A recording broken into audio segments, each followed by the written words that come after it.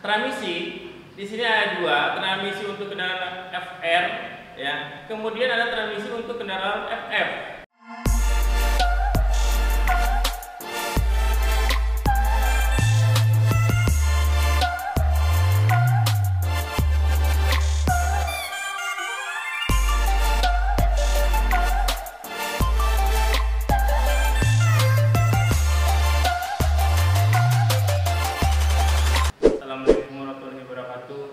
Selamat pagi anak-anakku sekalian kelas 12 TKR.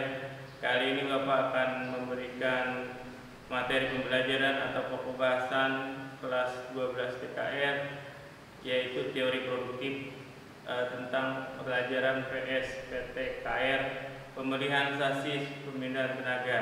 Nah, di dalam pemindahan tenaga ini untuk kelas 12 TKR itu ada beberapa bagian. Yang pertama itu engine, kemudian transmisi, kemudian propeller shaft, kemudian gardan atau diferensial, dan yang terakhir adalah poros roda belakang. Nah, kali ini Bapak akan memberikan materi tentang transmisi. Nah, transmisi yang akan Bapak berikan itu transmisi manual. Sebab transmisi itu dibagi menjadi dua bagian. Ada transmisi manual, ada transmisi otomatis atau matic. Nah, yang akan Bapak pelajari kali ini, memberikan materinya itu transmisi manual. Nah, kalau kita bicara masalah transmisi, ya, transmisi manual atau konvensional, yang pertama itu masalah momen. Nah, artinya transmisi ini berfungsi untuk merubah momen. Nah, momen yang dihasilkan oleh mesin mendekati tetap, sementara tenaga bertambah sesuai dengan putaran mesin.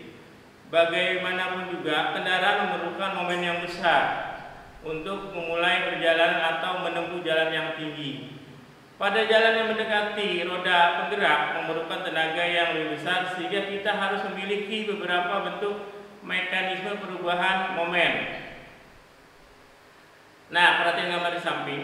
Gambar ini adalah gambar sebuah prinsip kerja daripada sebuah transmisi, yaitu ada sebuah perubahan momen terjadi, yaitu sebuah roda gigi diputar, kemudian dua buah roda gigi ini akan saling berlawan putarannya dan momennya pun akan bertambah.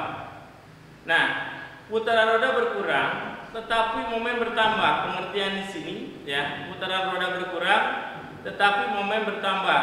Nah, artinya ketika kendaraan ini ya sedang start, maka dibutuhkan momen yang besar tetapi kecepatan yang kecil, ya, karena gaya gesek antara jalan dengan roda itu cukup besar. Tetapi momen yang besar ini tidak diperlukan atau tidak dibutuhkan pada kecepatan tinggi, ya, yaitu pada saat roda membutuhkan putaran yang cepat, jadi tidak dibutuhkan lagi momen yang besar. Nah, transmisi digunakan untuk mengatasi hal ini dengan cara menukar kombinasi gigi atau perbandingan gigi untuk merubah tenaga mesin, ya, menjadi momen sesuai dengan kondisi perjalanan kendaraan dan memindahkan momen tersebut ke roda-roda bila kendaraan harus mundur atau putaran balik oleh transmisi sebelum dipindahkan ke roda-roda. Nah, tadi kita bicara masalah perbandingan roda gigi atau disebut di sini adalah kombinasi roda gigi atau gear combination. Nah, perbandingan roda gigi atau kombinasi roda gigi, ya, ada dua. Itu ada roda gigi penggerak atau disebut dengan drive gear. Kemudian ada roda gigi yang digerakkan disebut dengan driven gear. Nah, ada roda gigi A yang disebut dengan drive gear dan roda gigi B disebut dengan driven gear. Nah, di sini, ya, untuk menunjukkan sebuah perbandingan roda gigi atau kombinasi sebuah roda gigi, di mana apabila dua buah roda gigi ini kita jadikan satu kemudian kita gerakan. Nah, di sini kedua buah roda gigi dari kecepatan, momen, dan putaran itu tidak sama, ya. Dan kita perhatikan tabel di samping ini ada putaran A atau roda gigi A ini lebih kecil daripada B. Nah, maka kecepatan B terhadap A berkurang. Nah, kemudian momen B terhadap A bertambah. Nah, putarannya pun berlawanan karena dua buah roda gigi ini kita putar secara bersamaan sehingga putarannya berlawanan. Nah, kemudian ada roda gigi A sama dengan roda gigi B. Ya. Kita gabungkan, kita putarkan. Nah, ternyata di sini dari kecepatan, dari momen, dari putaran, ya, ada yang sama dan ada yang berlawanan. Nah, kemudian kalau roda gigi A ini lebih besar dibandingkan dengan B, kita gabungkan jadi satu. Nah, ternyata kecepatan B itu akan berkurang terhadap A. Kemudian momen B pun bertambah terhadap A, tetapi tetap putarannya berlawanan. Nah, kendaraannya akan bisa berbalik arah, yaitu mundur, ya, atau parkir. Nah, di sini ada 3 buah roda gigi. Ya, ada roda gigi A, roda gigi B, dan roda gigi C. Nah, roda gigi C berada di tengah-tengah, disebut dengan idle gear. Nah, kalau 3 buah roda gigi ini kita kaitkan, kita gabungkan menjadi satu. Nah, ternyata di sini arah putaran antara roda gigi A dengan B itu sama. Berarti kendaraan ini akan berbalik arah atau mundur. Tetapi kalau 2 buah roda gigi ini kita jadikan satu, maka putarannya akan berlawanan. Berarti kendaraan itu akan posisinya maju. Nah, di sini ada kombinasi roda gigi transmisi. Jadi tadi sudah saya jelaskan bagaimana perbandingan roda gigi, di mana B itu jumlah gigi dari roda gigi tersebut, kemudian berbanding dengan roda gigi A, jumlah gigi dari roda gigi tersebut.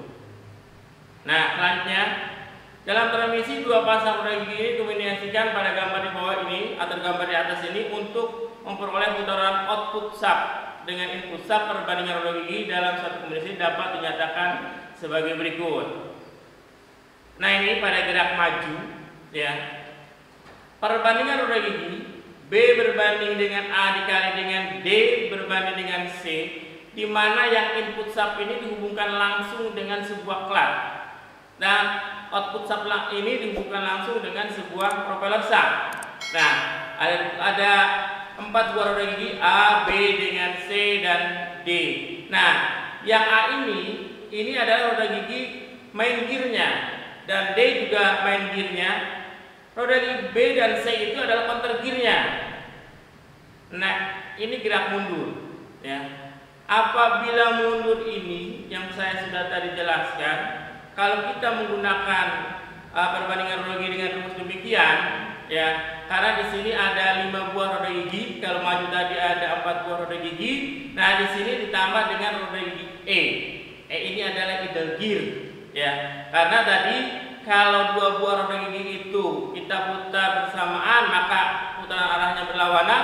Nah, di sini kalau ada 3 buah roda gigi sebagai output shaft, nah maka putaran C dengan D ini akan sama. Roda gigi transmisi atau transmission gear disebut roda gigi ke-1, roda gigi ke-2, roda gigi ke-3, dan seterusnya. Roda gigi pertama itu biasa putaran rendah, mempunyai perbandingan roda gigi yang besar. Roda gigi yang menghubungkan langsung mesin dengan propeller shaft tanpa reduksi disebut roda gigi ke-3 atau roda gigi ke-4. Nah, berarti ini putarannya tinggi, ya. Dan roda gigi yang reduksinya disebut roda gigi ke-3 atau ke-4, ya, mempunyai perbandingan roda gigi lebih kecil dari 1:0. Kecepatan yang dihasilkan oleh propeller shaft lebih cepat daripada mesin disebut roda gigi overdrive. Artinya kecepatan kendaraan ini lebih tinggi dibandingkan dengan kecepatan mesin. Nah, itu disebut overdrive atau kelebihan putaran. Ini biasanya terlalu kecepatannya yang berlebihan. Nah, kemudian roda gigi E disebut reverse idle gear yang tadi saya sudah jelaskan, dan digunakan untuk mundur dengan merubah arah putarannya. Nah, kemudian perbandingan roda gigi akan sama bila ditambah dengan roda gigi idle. Transmisi di sini ada 2, transmisi untuk kendaraan FR, ya. Kemudian ada transmisi untuk kendaraan FF, ya. Yang FR ini adalah front engine rear wheel drive, artinya mesin depan penggerak roda belakang. Kemudian ada yang FF, ya, front engine front wheel drive, artinya mesin depan penggerak roda depan. Bentuk dan susunan dari transmisi bermacam-macam tergantung pada jenis kendaraan. Pada umumnya transmisi terdiri dari berbagai berikut. Yang pertama, clutch housing, artinya rumah kopling. Kemudian transmisi case, input shaft, counter shaft and counter gear, output shaft and gear, reverse gear, gear shift mekanis, kemudian action having. Nah, ini sebuah gambar transmisi konvensional ya, atau jenis kendaraan yang FR, artinya mesin depan penggerak roda belakang. Nah, ada shaft and gear. Nah, seperti dilihat pada gambar ini, transmisi di sebelah kanan saya adalah saat poros dan roda gigi dikeluarkan dari transmisi case, ujung dengan input shaft ditahan oleh bearing pada ujung belakang poros engkol. Oleh karena itu, poros engkol atau input shaft dan output shaft tersusun segaris pada jenis transmisi FR. Nah, umumnya tenaga kombinasi roda gigi dipindahkan dari input shaft ke poros gigi counter, dan roda gigi counter berkaitan tetap dengan roda gigi pasangannya pada output shaft. Nah, di dalam sebuah transmisi, ya, transmisi yang digunakan pada kendaraan ringan ada 3 jenis yang digunakan. Yang pertama jenis sliding-stiff, kemudian constant-stiff, dan yang terakhir adalah synchro-stiff. Nah, ini adalah sebuah gambar transmisi sliding-stiff. Nah, kalau dilihat dari gambar ini, nah, konstruksinya itu sangat besar. Kemudian pada saat terjadi pemindahan kecepatan dari gambar ini, nah, ada gambar paling atas ada R, kemudian ada 1, ada 2, ada 3. Ini berarti kecepatannya, ya.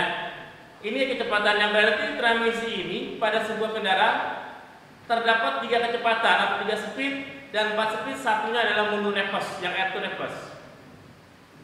Nah, yang kedua, transmisi constant mesh. Ini gambar seperti ini. Perbedaannya di sini, ya, pada sebuah transmisi constant mesh itu untuk pemindahan kecepatan pada sebuah subbox shaft ini ditambah dengan dog clutch. Nah, ini yang ketiga, transmisi yang terakhir yaitu synchro mesh. Nah, pada sebuah transmisi synchro mesh ada 5 komponen yang sangat penting. Ya, yang pertama synchronous ring, maka disebut dengan synchro mesh. Ini adalah penerapan yang terakhir, pembaruan yang terakhir, ya, pada sebuah transmisi konvensional. Kemudian yang kedua ada shifting key, kemudian yang ketiga ada spin key, kemudian ada cut hub dan hub slip. Nah, ini sliding mesh. Pembahasannya, transmisi ini jenisnya, konstruksinya lebih besar, kemudian terdapat kesukaran perpindahan gear pada saat kendaraan sedang berjalan, kemudian suaranya lebih kasar. Nah, ini adalah kekurangan, kerugian pada sebuah transmisi sliding mesh. Nah, kemudian konstruksinya ada 4 buah konstruksi atau 4 buah poros pada transmisi ini. Yang pertama adalah input shaft transmisi atau yang disebut dengan main drive shaft, kemudian ada counter gear sebagai roda gigi penggerak atau drive gear, kemudian ada main shaft sebagai output shaft, dan yang terakhir adalah sebagai roda gigi mundur disebut reverse gear shaft. Kemudian yang kedua, ini constant stiff, ya.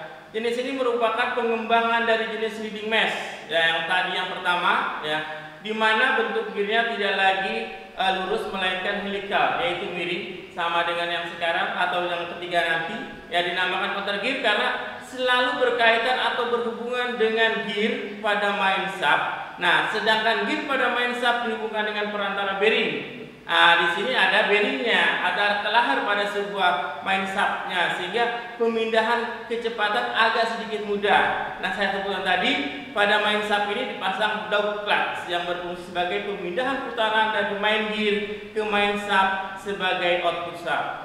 Nah, yang terakhir adalah synchronous stiff. Nah, ini jenis roda gigi yang terakhir, penyempurnaan dari sliding dan konstan. Jenis ini punya konstruksi seperti konstan tadi. Pada jenis ini untuk memindahkan putaran dari main gear ke main shaft digunakan synchronous ring, sehingga perpindahan putaran yang dilakukan pada sebuah transmisi ini akan lebih mudah, lebih cepat.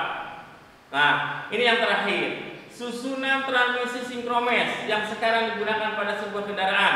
Yang saya tadi sebutkan ada 5 komponen yang paling utama. Ada synchronous ring, kemudian clutch hub, slip hub, shifting key, key spring. Nah, synchronous ring ini berfungsi untuk menyamakan putaran, sehingga pada saat terjadi pemindahan kecepatan pada sebuah transmisi, pada sebuah persneling, sehingga itu akan lebih mudah, lebih cepat, lebih nyaman. Nah, perbedaan dari kedua buah transmisi tadi atau ketiga buah transmisi tadi antara sliding dengan konstan di bagian yang terakhir sinkromesin ini terdapat sebuah synchronized ring. Nah, kemudian yang kedua adalah cut hub yang berfungsi untuk menghubungkan putaran dari slip hub ke main shaft. Nah, kemudian yang ketiga ada slip hub berfungsi untuk memindahkan putaran dari main gear ke main shaft melalui cut hub. Nah, yang keempat ada shifting key. Nah, ini pengunci berfungsi untuk menekan synchronized ring dan sekaligus membantu bekerjanya sebuah slip hub. Dan yang terakhir, key spring berfungsi untuk menekan shifting key selalu bertekanan kepada sebuah slip hub. Nah, sampai di sini sebuah transmisi konvensional, insya Allah bermanfaat. Akhir kata, wassalamualaikum warahmatullahi wabarakatuh.